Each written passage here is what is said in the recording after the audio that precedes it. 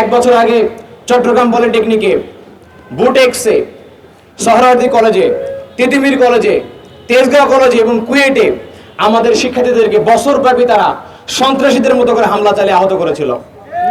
শুধু তাই নয়, যদি আপনারা তাকিয়ে দেখেন, কয়েক মাস আগে এই ঢাকা পলিটেকনিকে একজন শিক্ষার্থীকে উলঙ্গ করে ছাত্রদল রাতভর নির্যাতন করেছিল।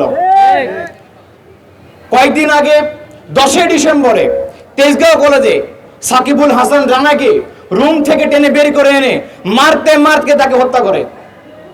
কয়েকদিন আগে আপনারা দেখেছেন সোহরাওয়ার্দী কলেজে ইফতারকে কেন্দ্র করে গত বছরের শুরুতেই দেখবেন অসংখ্য শিক্ষার্থীকে তারা আহত করে, কিন্তু এইসব ঘটনার কোনো বিচার এখন পর্যন্ত হয় নাই।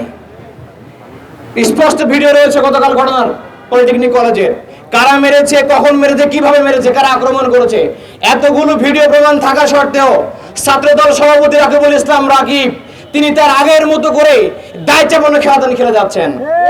শাহরিয়ার ছাত্রদল নেতা তিনি বলেছেন এই 90 ছাত্রলীগ ছাত্রদলের দায় ঢাকা পলিটেকনিক ছাত্রদল নেবে না।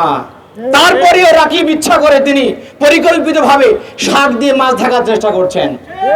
এই 90 ছাত্রলীগ ছাত্রদলকে আমরা বলতে চাই, যদি আপনারা সুপথে ফিরে না আসেন, ভালো না হন, অপরাজনীতি বন্ধ না করেন, তাহলে আমরা বলতে চাই ছাত্রলীগের মতো করে লেজ গুটিয়ে ক্যাম্পাস থেকে বাংলা আপনারা প্রস্তুতি গ্রহণ করেন।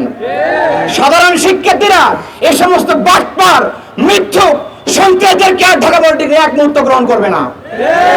সংগ্রামী উপস্থিতি, হাসিনাও বলতে একইভাবে বিভিন্ন কথাবার্তায় কর্মে তিনি প্রমাণ করতেন দেশ নাকি তার বাপের, তার বাপ নাকি দেশকে উদ্ধার করেছে, দেশটা তার কেনা হয়েছে তার বাপের টাকায়।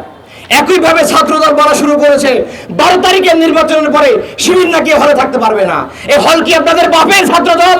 এই হল কি আপনি তৈরি করেছেন? এই হল কি আপনার টাকায় কেনা যে আমরা এখানে থাকতে পারবো না?